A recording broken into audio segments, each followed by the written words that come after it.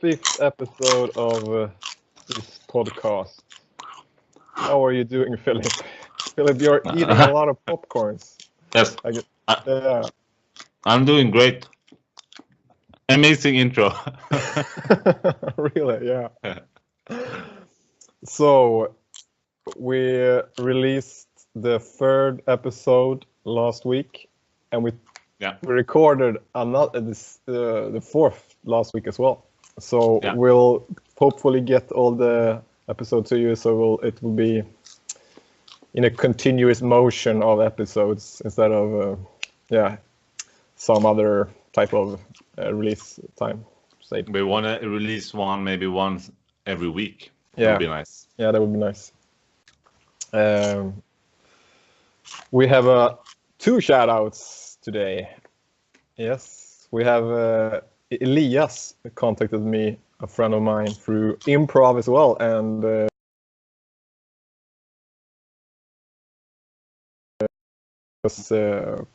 he gave some nice feedback, and he really liked the podcast, and he wanted us. Great, Elias. Yeah, thank you for all the love. Yeah, and he wanted us to make it so he can listen to it like sound only. So we'll have to look into that as well. Yeah, maybe we can do expand into another dimension, another medium, I guess. Yeah, that'd be cool. Yeah. Maybe SoundCloud or something like that. That'd be... Yeah. Or like Spotify. Yeah, you never know. Like we put CJ on that. Yeah. Put it on Spotify.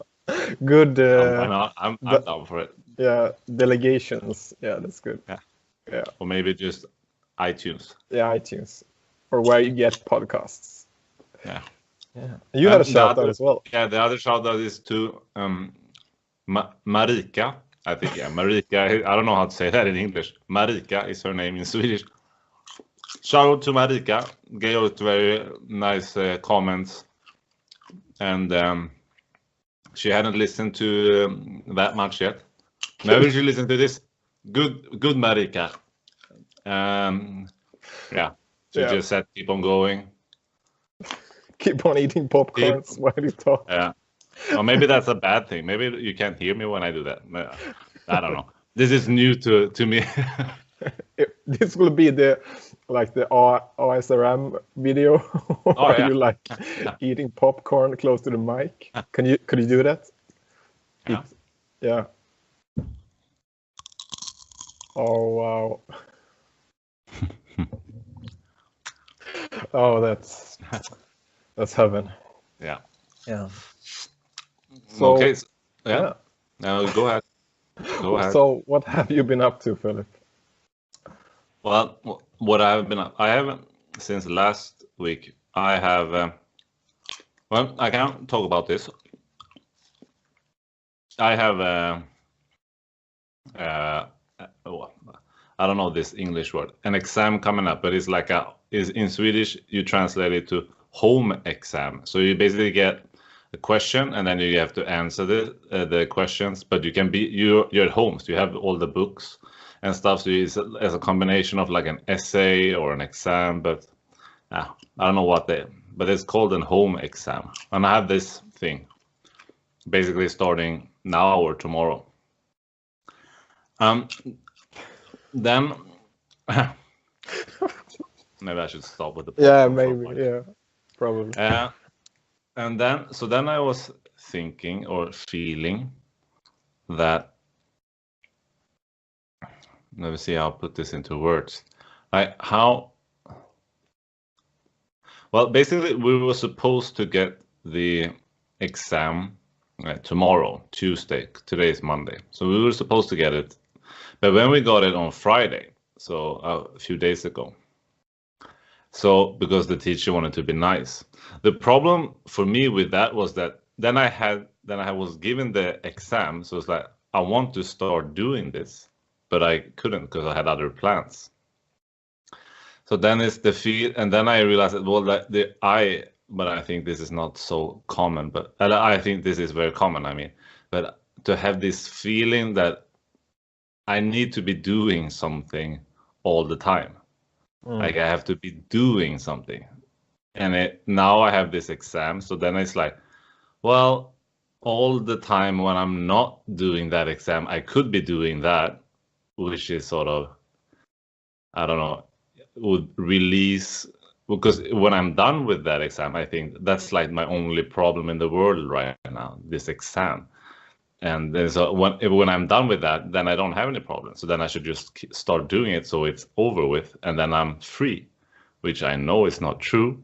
But the concept of always having, well, if I do this or if I do that, I'll be free. And then I thought about this relating to meditation, or like the concept of sort of enlightenment or awakening, or just sort of the concept that you could actually be free at one time, free of suffering or free of something, and that almost in me at least can create sort of, well, if I know that it's possible to be free from suffering, as they say in Buddhism, I should just meditate pretty much as possible, so I will get free of suffering, because that will be better than what I have right now, which also I know this is not true, but it's like a feeling. And then I just realized that this feeling that I always have to be doing something because I want to be free or have this sort of get over with. I mean, I also feel I just want to be done with this university studies, because I want to, so it's over with, so it's done. But then it's sort of, well, that's sort of whole life. Like, I just want to be over with it, so it's done. So it's no more to do. And that, I mean, yeah, then you basically don't have a life. You just this feeling that you always have to do something, but when it's done, it's better, but it's never better. Yeah. You have a comment on this? I find it hard to comprehend exact. It's I don't know. I don't know how to. It's interesting because it's like you get out of the wheel basically, and then what's left? I don't know. What do you mean get out of the wheel? When you think like this, or do you when you're? I think you're like describing you're stuck in a wheel that you like. You can never finish anything. You never be finished. Yeah. With anything, because then your life is over. Yeah. Or then have you ascended or like awakened, enlightened mind. But no, I'm not like really like that. I think more in the sense that there is something like, if I do this, or when this is done or whatever, like for example this exam, when I've done the exam, I will feel better than I'm doing right now. And that idea is, I can translate that to anything. Like before I got into school, when I get into school, I will be happier than I am now. It's like, that's not true. And it's like, that keeps on repeating. When I have this, it will be better than I now. Right. Yeah. Even if I'm not really complaining or not having a bad time now, but the feeling is sort of, well, if this would be happening, it would be better. And for example, with the exam, I know that will happen. I mean, I could also say, if I had $1 million, I would be happier. Yeah, maybe, but that's sort of not even realistic. I mean, maybe it's realistic in one way, but it's not realistic in 1 week. I mean, more realistic, I will be finished with the exam. Yeah. And then the release will make me feel better, which, I mean, then I have something else that I wanted to do. Like, when this whatever is done with, I would feel better. Yeah. What did you want to say? No, I can keep on giving more examples. But it's something like I can't really relate to it right now. It's something that I can't. It's like I feel like everything is a work in progress, and the point is just doing, I guess. and then. So you have no sort of feeling or notion that it will be better when this has happened or has happened? Not right now. I'm so like in the moment. I was almost very happy being in the moment, or so it's. I don't really. I try not to, or tend not to think about the future. I'm trying to what is going on right now, but I guess it's like with like the SAT exam, the big exam. It's some like a week ago. That was like, oh, I just want this to be over. I just want to like do this, so I can have more free time or whatever. But right now I'm like, after this weekend, I feel happy, and I just want to. Well, I'm just happy, and I just want to continue getting better, because I feel like I'm on the next step right now. Yeah. So it's, I don't know. But I mean, in the Buddhist word for this is dukkha. Yes. And I mean, for me at least, it comes and goes. I mean, maybe it sounds like I'm having. It's not that bad, but it's just maybe now that I have this exam that is more present. That is, I know this will. I know I have to do it, and it's this time period, and it's just nice when it's over with. And I know that it's. And then it comes and goes like life does. Yeah.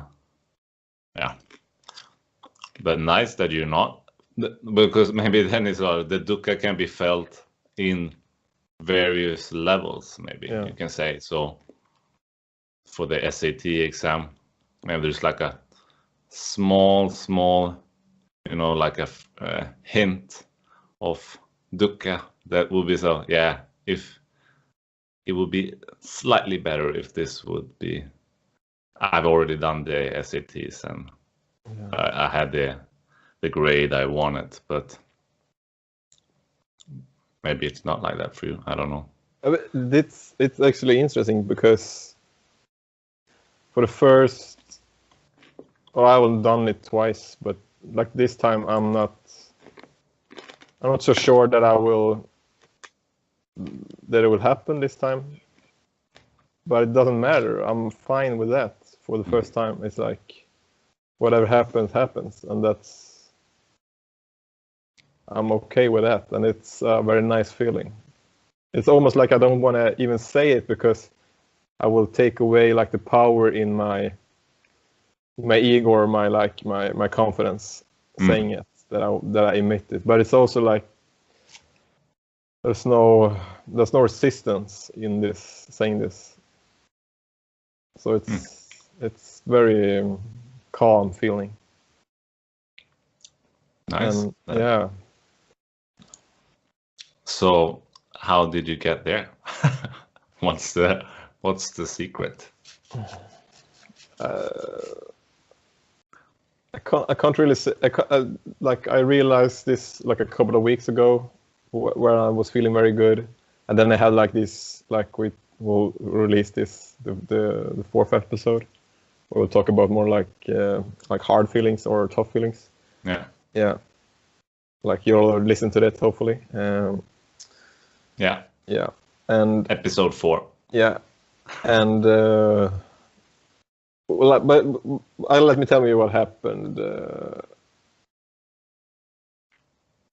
I guess it started with like the last episode, when you told me you shouldn't, you should like try to stop dating or be off Tinder for a month. Yeah.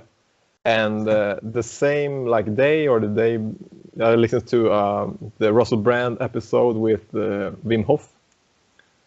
You know about Wim Hof? Yeah, the breathing guy. Yeah, the breathing guy. Ice, water, and Yeah, ice. The Ice Man. Yeah.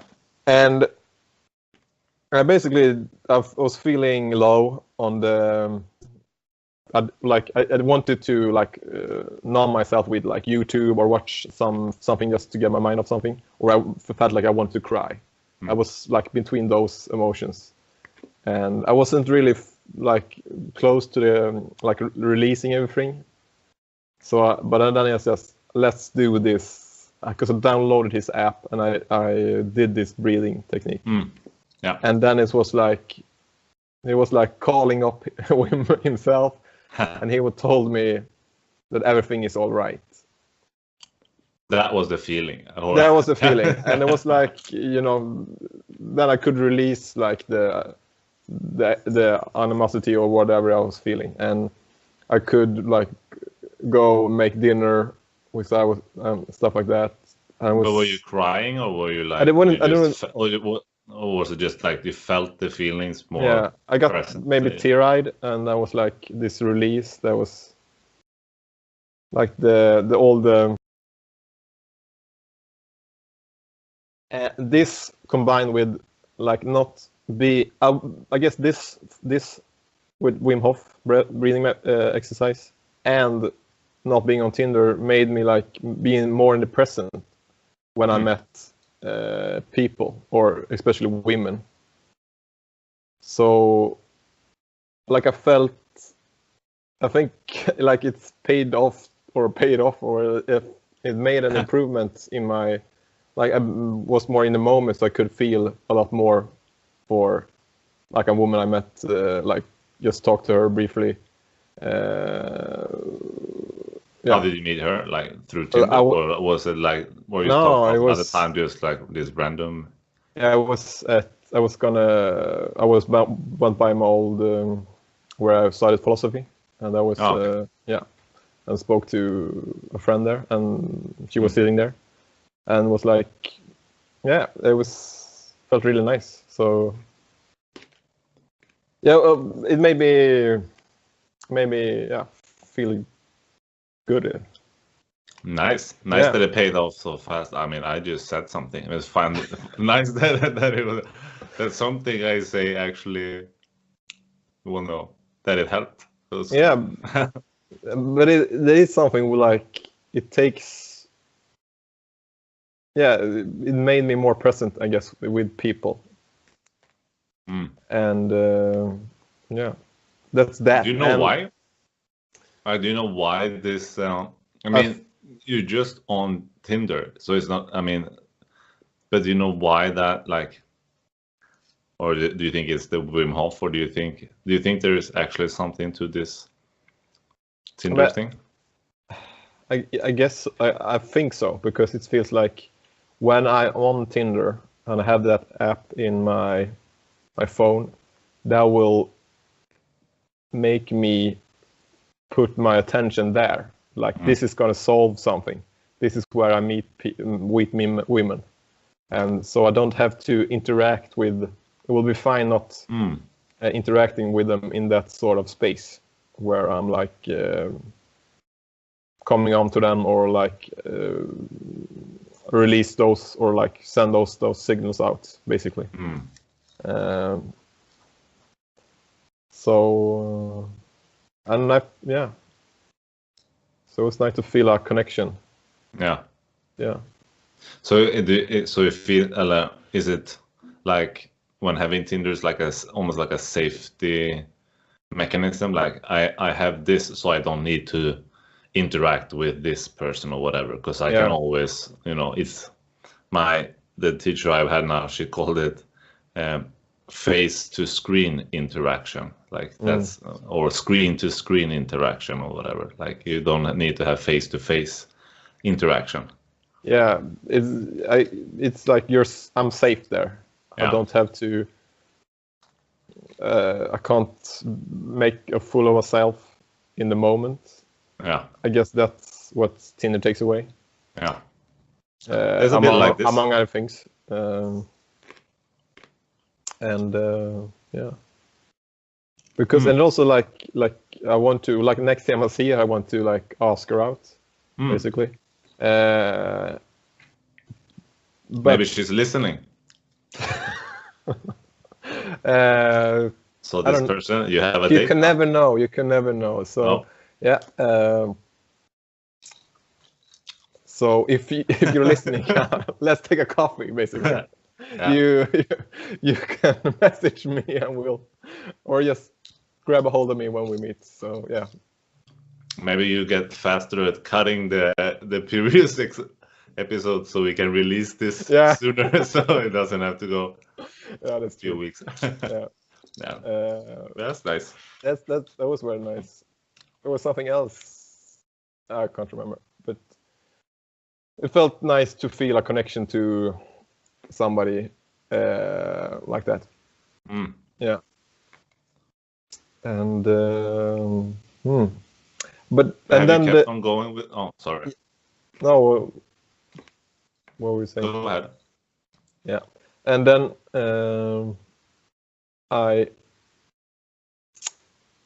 me and my friend Eric went to the Jubileumsparken, Jubilee Park in Gothenburg, where there's a sauna. There is you can book and it's free of charge, and they have a small like a tub, like a like an outdoor tub or something. Yeah, outdoor tub basically with water from the canal. Yeah. So it's like it was 8 degrees in that cold water tub. 8 degrees Celsius. And it was like 6 degrees in the outside. Oh. So was also very like I also feel so good because we did like the Wim Hof breathing. And then we went into the water. And I don't know have you done this before, like gone into cold water? Well, I've done in the I did Wim Hof like for I don't know 2-3 weeks. Yeah, I've done like in a shower, and then also it was winter, so I also stood on our balcony in my like underwear, pretty much. Yeah. And then I've done like, just went into cold water in like some similar to that one, but not with the breathing before or whatever. Just if it's I don't know. If it's winter in Sweden and you don't have anything to do, basically, you sometimes go. Yeah, but not like that. No, not like intentionally with the breathing and the. Yeah, so that's what we did, and it takes away all the thoughts, all the noise, and it's just when I got out of there, it's like I only smile. I'm feeling so good, and the breeze from like the cold breeze feels like summer. Basically, that's what I felt. I felt like. But how long did you stay in the water for? I don't know, half a minute maybe to begin with, and then we went to the sauna, and we were in there, and then we came back and forth, and it was like it was very nice. It was. There were no thoughts in my head, basically, and if there were any, they were so low volume. It was a blessing, basically, and that ties into, I guess, this book that I have bought from a online bookstore. It's called We're not sponsored by anyone. You can. You can send an email or whatever. Yeah, The Untethered Soul, it's called. And I only got like to the second chapter. By who? Untethered Soul by who? By Michael A. Singer. The Journey Beyond Yourself. So basically into the introduction, or the chapter 1 is the voice in your head. And I read this. I started reading it on Friday, so I had all this I started to look closely at my voice in my head again. Wow! It's funny because he talks about it doesn't matter what the voice says; it's all the same, good or bad. Yeah. Yeah, and it's funny now when I have gotten to, I have tamed this voice. I have made it to say more good things than bad things. Yeah. And that makes, I guess, I don't know if that is the thing that makes me happy, but it's maybe that I don't take attention to it as much. But when I started to read this book, the point was to like keep attention to it, and that's when you start to give attention to, or like just listen to the voice, then it says a lot of things. Yeah. And if it doesn't, sometimes it says things that aren't so very nice. And yeah, it was interesting to like have that with me when I went to the sauna and the cold baths, because there was nothing left of the voice. Yeah. Once I have done the breathing exercise and went to the cold water, it was nothing. But it was very serene and calm. But do you mean like, because this is what I wrote a little bit, at least, about in the paper I spoke about last, or maybe some episodes ago.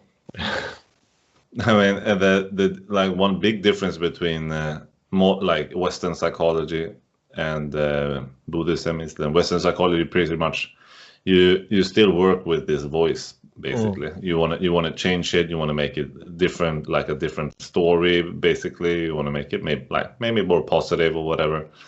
But in Buddhism, and like you want to get out of the voice. You want to sort of, the voice is going to be there, or the voice, the ego, whatever, is going to still be there, but you can hear it and see it, and you can also, well, this is, I guess, part of the awakening process. But you can also choose to not be in that voice. You can use the thinking voice to, know when to take the bus, but you don't have to think about taking the bus 150 times like you do normally. It's like think of it over and over again. Yeah.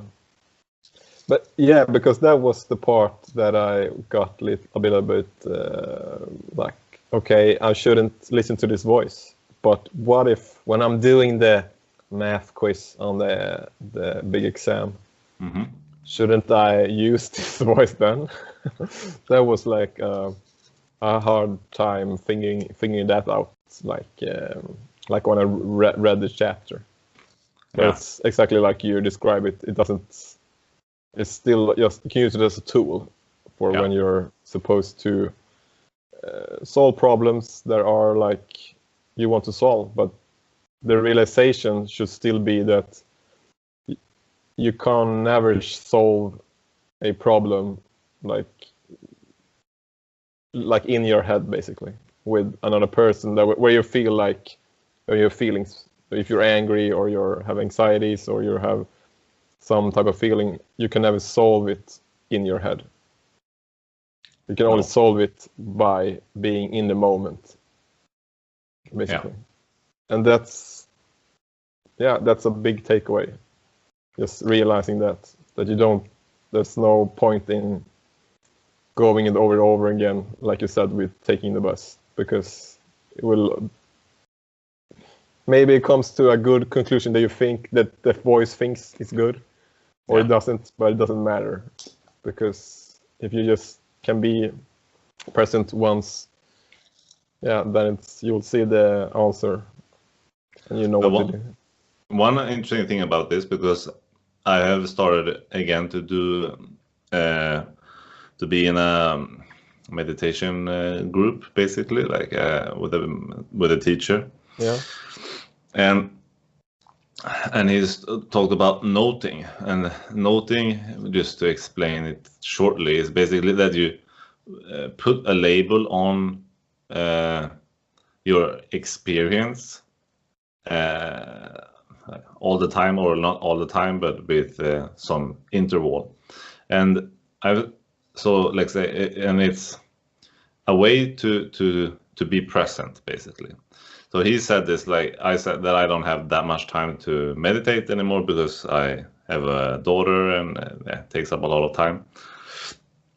And he said, well, you can try to be present when you're with her, doing a noting technique. So then you sort of, let's say, you're playing, you say, you have like, you say play, and then you're playing, and then you have this sort of, you interrupt your thoughts with one word. You label it with one word.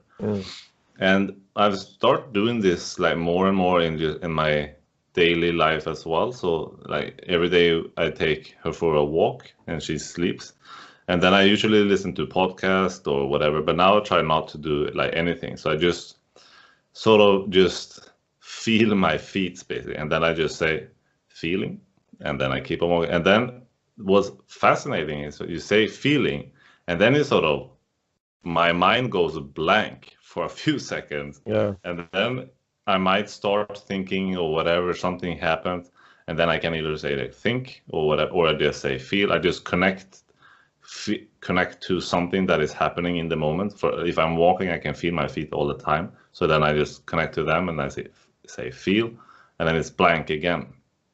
And I find this to be quite good and fascinating. It's like you can keep your concentration or like improve your the concentration or like your focus, because if what you want to do in meditation is basically to have your attention set on something, and then you have your awareness to be including in everything. But usually your attention, I know that you maybe know this, but I'm just talking about for the listeners. So I mean, your attention just moves all the way because your attention wants to be where it's most excitement. Let's say, like you have a thought about what I'm gonna eat when I come home, so you start thinking about the food, or you start thinking about what you're gonna watch on Netflix or something. You start thinking about or conversation you have had or you're going to have or whatever it is. Your mind starts doing this because it's more interesting than to be present. But that's not how you feel the best. To feel good, you want to feel that you're in the present, basically. Because if you're in present, that's like when you feel the best. It doesn't matter if it's raining or whatever the fuck is happening. I mean, basically, if you're in 8 degrees Celsius in rainy Gothenburg in March, I mean, it's all good because it's sort of. And I actually listened to a brief part of a sangha. No, what's it called? Is it called sangha? No, satsang. Oh. Satsang. Yeah. Basically a teaching of meditation or a topic around the Vedanta texts or like ancient yogic texts. And he spoke about like especially the part where your mind goes blank, where it's like it's in the present. You don't have the thoughts. And who were you listening to? You said he's called Marcus Attananda, I think. I will put a link in the description. And but he talked about like when you realize it could be frightening the first time you get those spaces where there's nothing, where there's like that brief time where there's nothing, or there's like you're in presence, because you're so not used to not having those moments. And he spoke about like the therapeutic aspect of meditation when you start to peel off those layers and all things that you were sure you were over or like have done with, and that those things come back. Yeah, because and that's it made me think because I for some reason I looked up old texts by an old. Yeah, I have a hard time like describing the people like an old friend that was what's it called when you're you're in love, but they're not in love with you. What's it called when you're unhappy? What's it called? Unhappy. Yeah. Heartbroken. When you're what? Unhappy. Yeah. Heartbroken. Heartbroken. Where yeah, when you're like your feelings of of romantic love doesn't get answered or whatever. Answered basically, yeah. And I reread like some texts from her like this Wednesday. So that was one of the things where I was feeling down, and I became so angry. Like how were I able to, or how could I be so blind to how she was treating me? Yeah. And over how I let myself be treated was the worst part, I guess.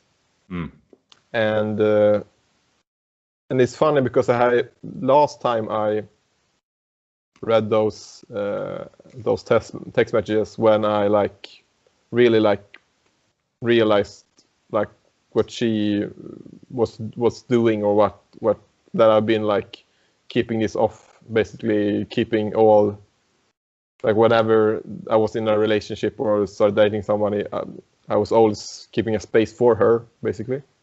And so it was really hard to get too close to anybody because I just was really just waiting for her to,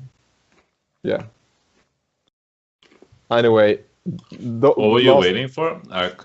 Like her, basically her, like my time with her, basically. But she was in a relationship. No. Sometimes she were in a relationship, and sometimes she were not. But she was always thinking about me. That was like the thing she wrote, like, and that's why I understand the theme of this. Yeah. Yeah. This that kind of. Unrequited love is the word. Okay. But and I like now I realize like, and I weren't really mad. So it's. And it also like it's so funny because the thing about like my reality or my insights, how my insights was back then. Like I'm not supposed to get loved. I'm not supposed to be in a sexual relationship or something like that. That was what my insight was telling me. So it's there was the reality outside as well. Yeah. So I guess what I realized like what happened with my type of meditation that I've been going through, that it could like, okay, that I'm done with those things now. Do you am I making sense? Yeah, I think so. But I'm just curious, like, have you done a specific meditation, or have you just meditated and things have come up relating to this relationship, or was maybe you didn't make sense? I don't know. Did I say anything that was right? I don't think I have not. No, it just dawned on me that I wanted to feel some nostalgia, basically. And then I did, and then I didn't feel like the bittersweet thing. I was just, what the fuck. But it's interesting as well how, I don't know if this is related, but how sometimes you know that I'm not really supposed to do this. This is not gonna make me feel a lot better. No. But I'll do it anyway. Yeah. You just, I'm gonna.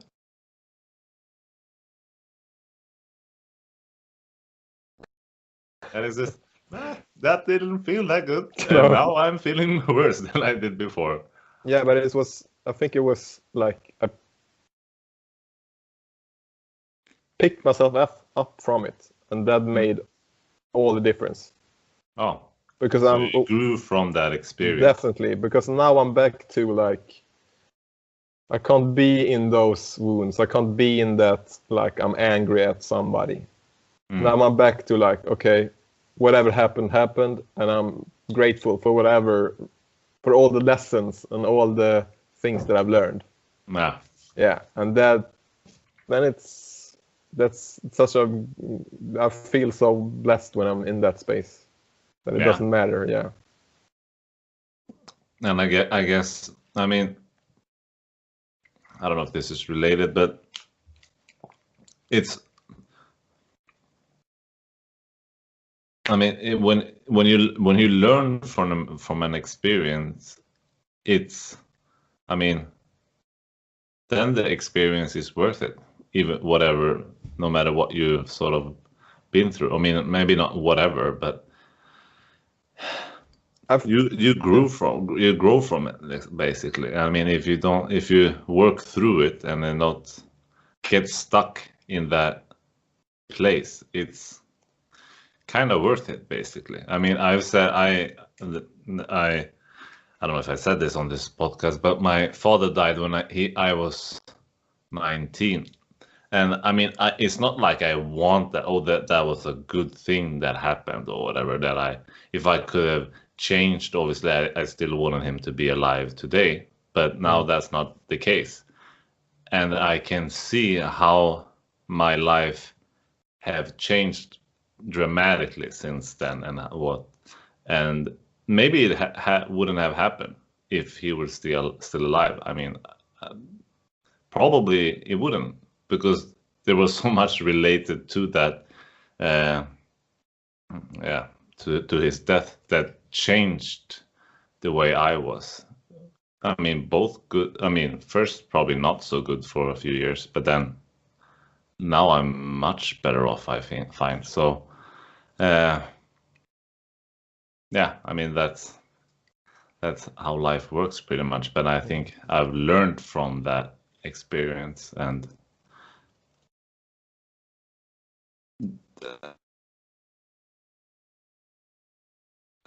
relating to the dukkha we talked about before, that life is always shitty things, but if you learn from it, it's not, it's not that in the end. Yeah, I feel the same way. Because... Do you have a comment on that, or now? No, I think it's lag out. We lagged, yeah. But I got all the things, and I feel the same. That's a nice. I think that's very important, because I feel the same way. I feel that no, I'm not. So it could be. There's a lot of things to saying that things happen for a reason. That could be really messy saying that, but I feel like I wouldn't change things. There's a voice saying in my head now that I would change things if I were to relive if I would do things over again. But usually I don't. I would make the same things again, because there's nothing wrong with me now. There's nothing. Yeah. I'm all right. So why? There is anything? Things that but there is definitely things that happen in life that shouldn't happen. I mean, that's war and whatever. That's just shouldn't happen. But in life, but it happens, and the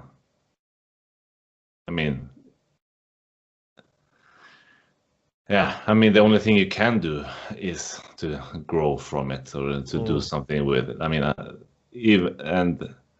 it's difficult sometimes. I mean, it's more difficult if you've been through war, for example. I mean, no one should go through a war, but that's the planet we live on at the moment. Yeah, and I usually think about, like, one of the reasons, like when we were, there's probably you can relate to this, but you can relate to this, and like with children, like having children, basically, that there's like one of the things I'm really like, I don't want to make mistakes. Basically. And especially with children. With children, like what, like, but you will always make mistakes. Yeah. But it's how you handle those mistakes, like how you pick them up. Yeah, I always try to, like, when I'm talking, I mean, that's like a theme, obviously, when you have children. And the only thing that makes me sort of keep my sanity, or whatever you want to call it, is that if I can, like, teach or whatever, or if I can help my daughter to just sort of that to be with whatever, like, feeling or whatever thing that happens, that it's okay. It's okay that it happened, and you can be with it, and at some time it will probably, most likely, release, and it will be better. If I can just help her or teach her that, then I think then I think I'm good, so to say. That's only thing I can do, because stuff will happen that it's not gonna be fun or pleasant or whatever. That's just life. But if you can just learn how to be with stuff when it's not nice, that's like one of the keys to life, basically, or one of the. It really does make a big difference in how you perceive life if you have that ability, or that, just the feeling that you are able to be with whatever comes up. That's, I guess, what I'm trying to say. Yeah, acceptance. Yeah. And forgiveness. Yeah. Yeah. And I mean, meditation and all this, that really helps, for sure. For sure.